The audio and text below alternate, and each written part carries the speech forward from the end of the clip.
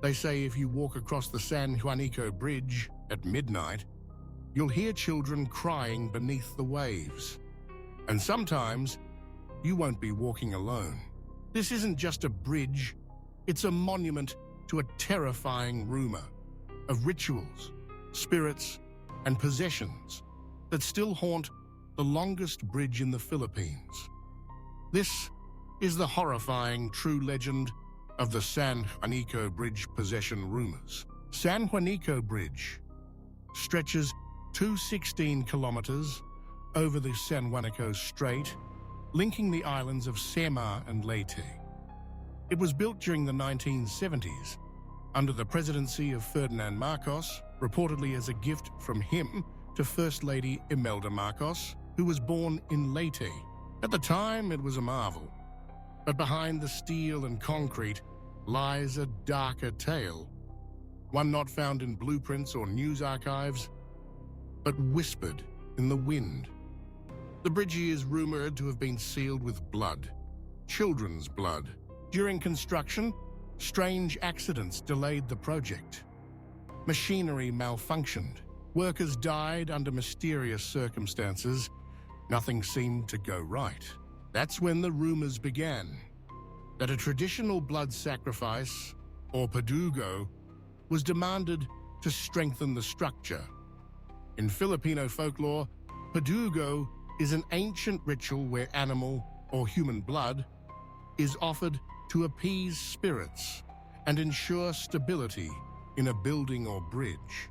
Local stories claimed street children were abducted, their blood spilled into the foundation, or their bodies entombed within the pillars of the bridge.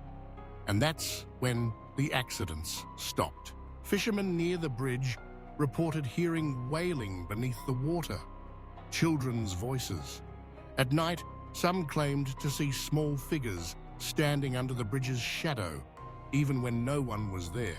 Boats passing under the bridge sometimes experienced sudden engine failure or were rocked by waves despite calm weather.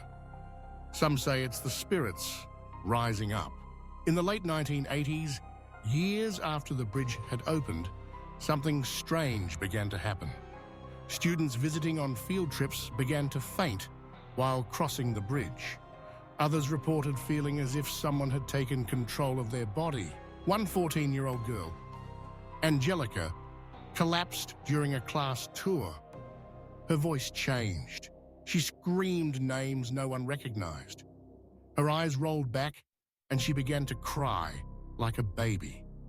When asked what she saw later, she whispered, "They're still under there. They're waiting to be let out." In the years following the possession events, a disturbing pattern emerged. Locals reported children going missing in nearby Tacloban and Samar. Some disappeared while playing near the shoreline. Others simply vanished from their homes. Many feared the old rituals had returned, that someone was still feeding the bridge. The police never found anything, but the fear never stopped. Even today, mothers in Tacloban still warn their children, "Don't go near the bridge at night. The spirits are still hungry." In 2016, a vlogger named Renzo recorded his drive across the bridge at 3 a.m. He later posted footage of what appeared to be a small handprint on the inside of his rear windshield. He had been alone.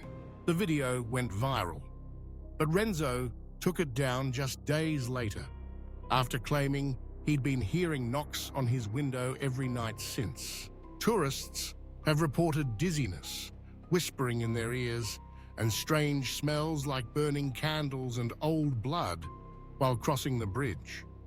One woman said, "I heard a child's laughter from under the car, but there was nothing there."